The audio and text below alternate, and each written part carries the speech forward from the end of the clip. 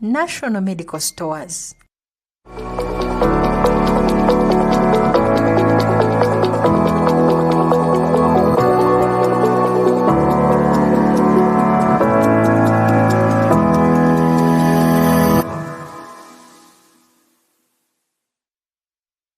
Wasibira kurunja murebu tayari West nakwakira omwazi gwerizoba program omushaho wawe umuhereza we ndi Olivia Kamsime kan program enginebiro shaha ishatu nesitweka ezomukiro buri rwa kabiri erizoba kano kwisyangu ekitongore kya National Medical Stores ekirikujunanizibwa okujanjaza embazi omwihanga lyona watimba kugirangwa embazi yabashikwana etambara okuhika omarwaro gatargamwe na gamwe omuriago abantu abaguru mnonga hari Gulu Regional Referral Hospital, Anaka General Hospital, Bombo Military Hospital, Nebi General Hospital, Arua Regional Referral Hospital, Otire Hona Yumbe Regional Referral Hospital, hamwe n'emyanya ndijo embazi yabashire kubanika ekikuno kwekangwa kahiraro wabasa kutunga obuhereza kandi no kugira ngo bakoratire mnonga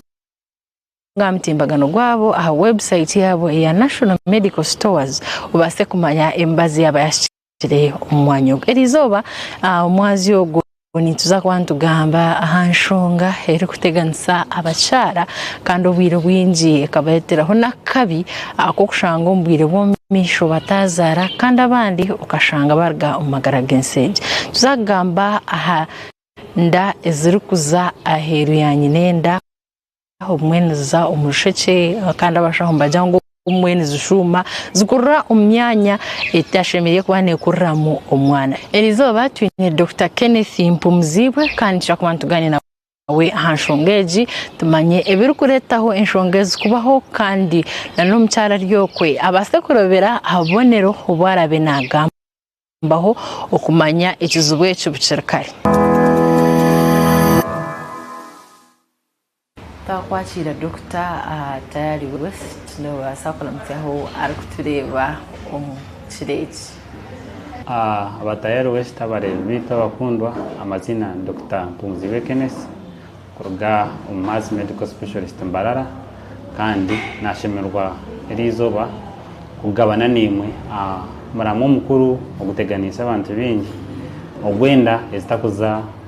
omunda yanyinenda ningo muyiterasi ezikuza heru kandi zikateganisa abakazi bihangere nabanyini hangere kandi nuko kutujaganira berizoba kureba byona kutwakubasa gwerinda kutwakubasa kucumanya kutwakubasa kuguragurira kandi tukazara abana abitukwenda abarungi kandi nabakazi bitu bakarera kufa ningashi kufuno butandu abwa enda ezikuzo munsheke no mhande ndisha Dr. Kenneth tushoborere ectopic pregnancy zeitugamba ho ne mindset ectopic pregnancy ningenda kuzahero yanyinenda njumanyisa ngo omukaro makache baketa implantation outside the uterus nyine enda ihurukire kuba ready ninga ryakora amizgo mishija garshanga tube ninga shiba kwetorushije rwanyinenda razamuru twekwa tweta kutweka racheza kutweka kahura kache akatwekwa ninge cyo kweta zygote kamuvinga mpora kagenda kazomunyinenda kakurramu kakura abumwana abuja ngo hari mu space mpango konka hariho hakubaho obutaba hwecho niriyari mpabasa kubaho ihureri ruguma iryatwekerwa omusheke ayiruturandikerwa ntekerwa kandi reme kutambura kugumiza muri kaza yishimiye kuba rukurro mu rusheke kandi ejo niyo commonest niyo kukizayo abakaza bingi mbakira kuba binenda zo mu rusheke ejo niyo kukizayo konka hariho hakubaho ihuri kugira ngo ryayeza kutwekwa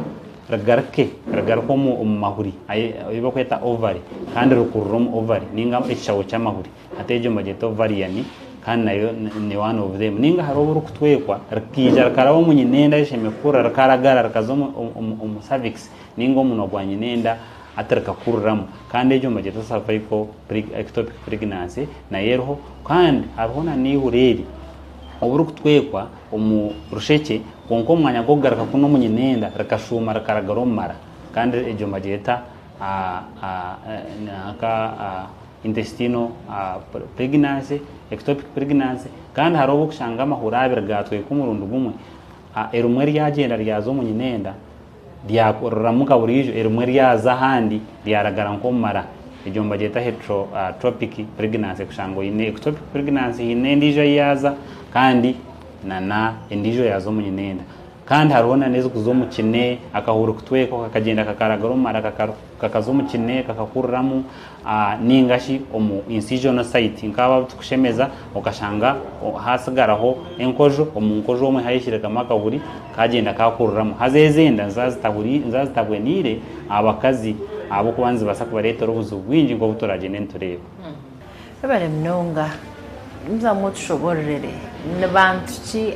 arishini bintu shere kuba ebikubasa kuteka omukazi omukabi ako kutungenda ekazanko mu rusheke ninga handi ahi wagamba ahatashemerere kuba ntakurura omwana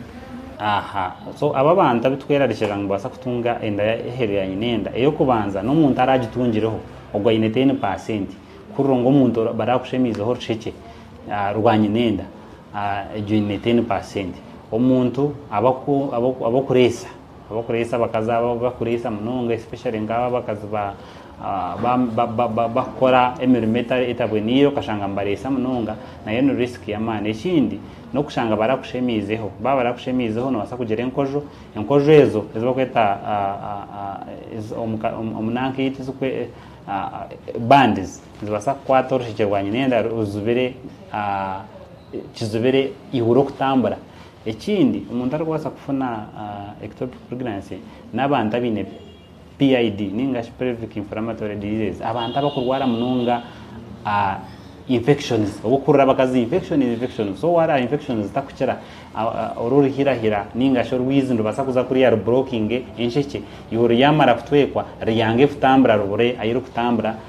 kwija kuzomunyenenda then ekindi kikubasa kureta ekyo ninka some of the family planning methods wakwesa family planning method wotakuchumanya ngo enda yagiremu hati ombirebe wakwesa family planning hati family planning engines chendeza movement ye yorusheke kutambuza kahuri hati zuba relaxed atoshange ihura ryatwekera ryajarata byagumayo ate ebintu ebyo na hormonal changes ningace obutonde bwo mukazi katune ngo hormones ni nyingi hari obuzo kuba nyingi nka progesterone ninga estrogen kaba nyingi ekarelaxing omukazi hata mu kurelaxing omukazi egende relaxing na nensheke hata ensheke oshangize ensheke zabura kutambuza ihuri kwijo muki omunyinenda ebyo no mwabinde bukubasa kureta wafuna ectopic pregnancy na nemyaka kuzare emyaka ekuzire cyo twencouraging abakazi warenze emyaka 35 utakazira umwana wo kubanza no ine risk yo kufuna ectopic pregnancy abo kuba cyanje manyisa ngo amani gana kaga hormone zawo agamwe ngaga chendire agamwe geyonjire wagire kuzo mu type za menopause so sanga ngo ebitegeka mbiri byatangiye kuhinduka so ntonto encouraging abantu bazaro mubwire ayanze agati emyaka 18 kusiyari ya 35 kugira ngo batagera risk ya ectopic pregnancy so omukazi owatunga kizubwesho cyenda kukurura mu rusheke narisho myanya ndijo akarebera habonero ki akamanya ningeji kibasa kuba nkinywere kangu endeji tero mubuteka narishitere aheshemeye kubera obonero obutwasa kufuna kuza kumanya ngo enda eri umurusheke ninga tihaza munyinenda henyina aheshemeye kubera no ekyo kubanza omukazi ashemeye kuba ya missingire periods mweno utarebere imico yawe kuko batarebere imico yawe omukazi weno tekateka ngo inenda tuko so nchimanyisa ngo kuko batarebere imico yawe ekyo nakabonero kuko banza ngo inenda ekya kabiri oshemeye kuchebezo kama ngo inenda bato chumango inenda then hati okaba worried eryo munsheke ninga teri munsheke eryo munyinenda ninga teri munyinenda so akabonero ko kubanza no kugira ngo you have missed your periods akona kabonero ko kubanza akabonero ka kabiri abinji bukoze genda te kukira kurenza amezi 3 okukira enyingi nzikira kwa ziryo mu rusheke so urusheke ke mezi 3 urusheke ndubandu ingana nkoro rukumu rwanje so nje mayisa ngo kinte kiriyo nchukurra mu kishagamu ndubaraka hazara takabarikire nduko cyakureto obusasa bw'amani very sharp pain kandi neja mukono gumu ngerizo oza kwimuka oshango ine obusasa bw'amani kandi burya side mucyara kuba burya side urusheke rwo ruzeta so sharp pain ningo obusasa bw'amani munonga nakabonero ko kubanza ka kabiri wagitaho okumisinga emicwe ogitaho akabonero ko kugira ngo nogiro obusasa it is a rare year ryo mu tube obutagira busasi zana zaziriyo parts ezindi nko abdomen no intestines na no ovary kugira ngo harimo space mingi to kugira busasi konka twareba ngo more than 75% nzibo mu nsheke so obusasi mbukira kwita abantu icya kabiri ubusasi mukira ko oyiroho kuzomwanya gumwe mbubasa kuzomwe umunanka yona umuyibondo byona especially umuntu ngarwaba rukorushiki kuba rukorushiki eshagamezo mumara ushanga yagira ubusasi bwibondo nanguna na ariki a shoulder ako ubusasi buconnecting na some nerves kukika ibo kwita diaphragm ningashi pater kwatana samarana na ebaha atubujije koza ho shasha atosanga umuntu nasasara na shoulders akona kabonero ka kabira kabonero ka kashatu umuntu no kureba ka light breathing because umunyenda tarumu shaho cyujyango nsikujwankende zeze kurugamo konka already murusheke kuyamparga yakashagama kache yaheza kwengereza atoreba light breathing uri umuntu nabyo yaraka spotting kache ejo nakona kabonero karo common ectopic pregnancy kindi ni fainting abamwemba fainting abatakuchumanya because ke uri kubara ko bwiro bwinjo rusheke ningenda ya rwaba ariko ectopic umuntu ajwa munonga atachimanyire it is called concealed tino cyo kureba waje watanga kucu hatu inshagama yone yijuro umuntu abaryaho afuna kajengera ragwa hansi bakiza kumusi mu irwaro ishagama yamuhiremo aryana conscious takuma yishi kugenda misho kuza kumukebera ayineki ectopic pregnancy akande kabonero nakajengera no kuterwa mutwe no kwameshagama umuntu akakureba akajya tukashika wa pero wameshagama kaninda wena wayeruka mwene nakwako nakabonero then na nokushasha omuntu so obwenu bwobonero bukukirayo kutoretera muntu twamanyangu ashimye kubaine ectopic pregnancy kandi kakukiga umuntu kakwije mu irwaro ya ningasho munwano wa woryo wena umuntu yajangwa yabatu yafuna ubonero ubu ombuze ke yamisingire mitwe yanachimangwa inenda yanachimangwa inenda then umutekateka kugira ngo nerasa kuba yabarka yafuna ubonero so no bubonero bukira yo kubaho abantu bine ectopic pregnancy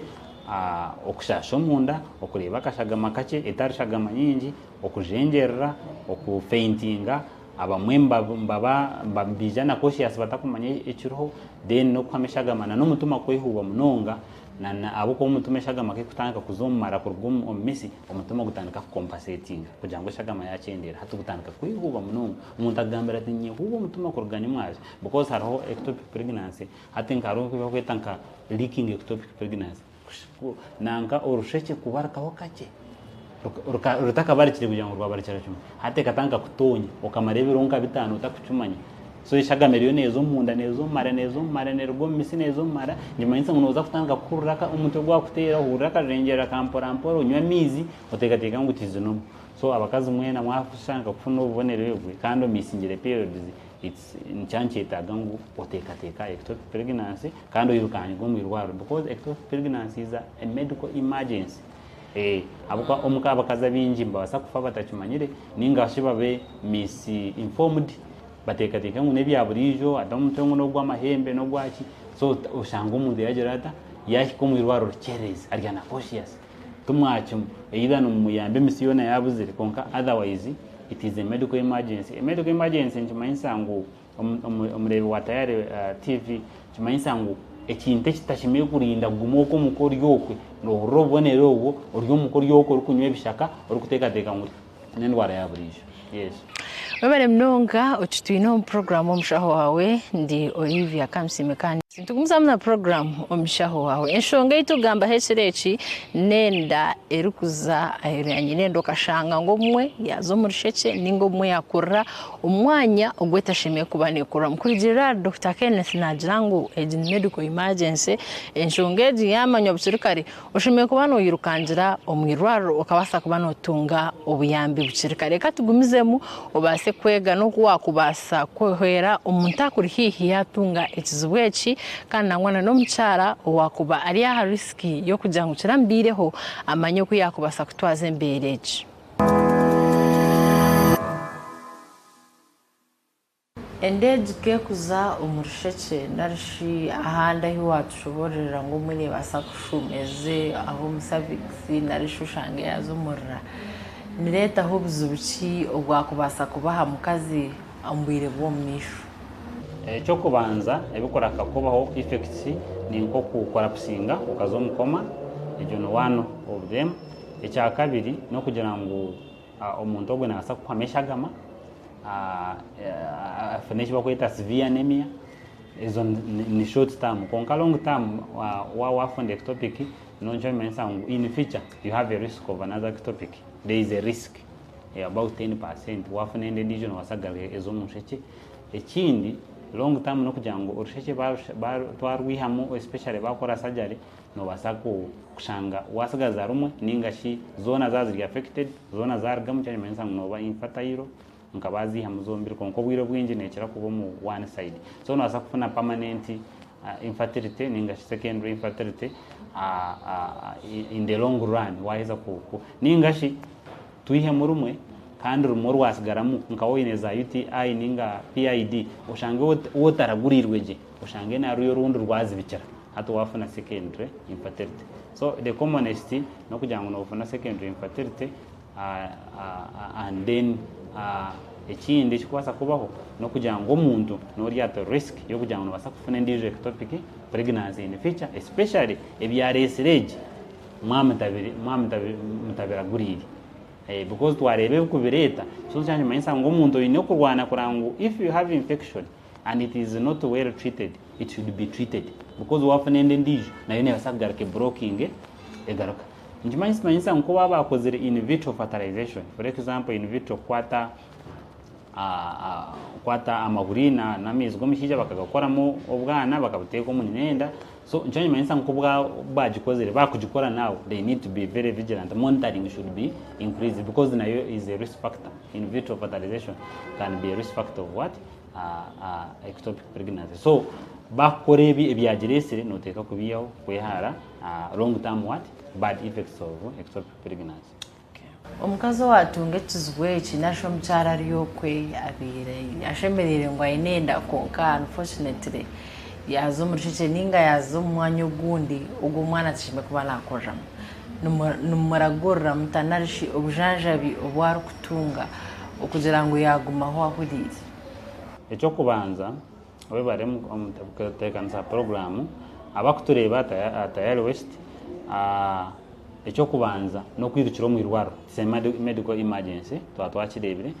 Ekya kabiri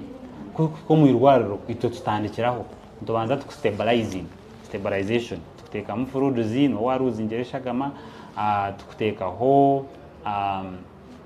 bed rest tukuteka kitande tukumonitoringa tuku-investigatinga. In the long run we get the real diagnosis. The commonest nanka method yitwe yamsa kumanya woyine ectopic pregnancy ekyo kubanza ntukebera ko yinenda using urine HCG. Ekya kabiri tukebera ultrasound scan. Ultrasound scan naka TV akenje mu maka TV nkatuyamba kurebenda yeryo mu ncheke ninga yeryo mu nyinene mu wumbu which we call intrauterine pregnancy which is normal. Konka yerya heru nuturebe saka TV transvaginal ninga transabdominal tureba konko bwire bwinje enunji tukwesa ka TV aho kora yombukazi tukebera tureba ngo nyine niendere empty then kimanyisa ngo obonero obundo bwanyi nenda kugira ngo eryo mu cervix eryo hande mu mara ntuborebera ka TV cheza kuchebera tukora other investigations very fast ngo kucheberesha gama obwinji bweshagama kucheberesha kajeshagama ako ogumuntu nani obwire bwinje nana ndakuzo mu surgery abinji bahindura mu surgery especially yero tibo pregnancy abamwe tukwesa medical management because ntuza kureba ngo after investigation twaheza kumanya ngo eri omunsheke ningeri hantu hona ntureba way of management. So methods za investigations icyo kubanza ni clinical assessment omushaho doctor naza kuchebera ataka kozere imaging yo namanyengo ine risky ninga shino wasa ko ine ectopic pregnancy. Icya kabira chebere nkari acheberesha gama beta HCG achebere akorera ultrasound scan confirming yaiza confirming anumushitama muganira kurigerenda heri arweze kubaza ryo mu mara ukashanga ne basa kukuramo tugishemeza ngami yezu mushanju omwana umwe tumbiko mu incubator akure konka washanga irya handa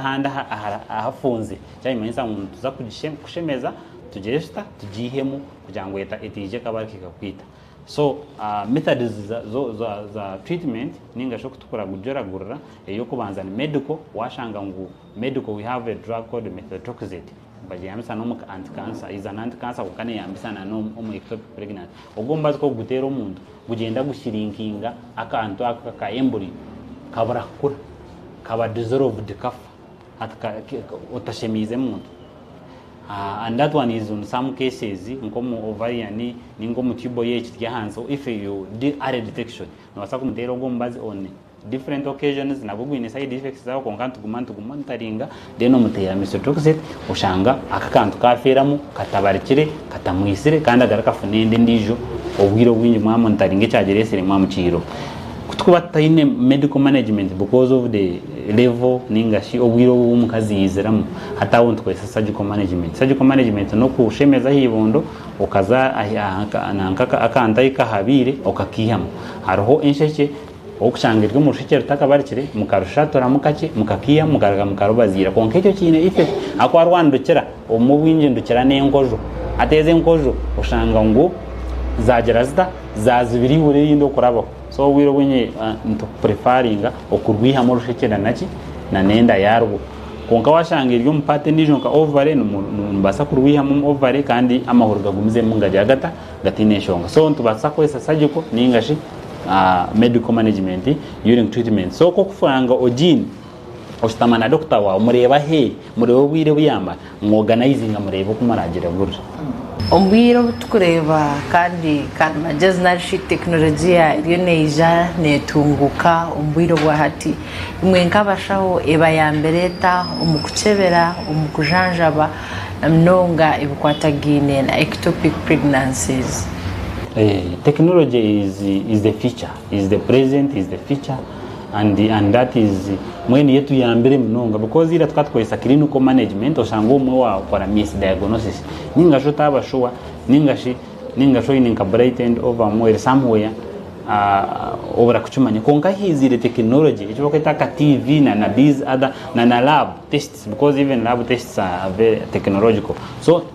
technology yetu ya mbere mbiringwe ibintu confirming enda heri na nani inza mukushemeza katu yangu twa choosing okushemeza ni manyine ngweri ya right ningeri ya left ningeri yo umunanga amutugweshi ningeri yo cervix. So ninza muri kumanya kindi niza gukora janta gukora. So technology has helped us kumanya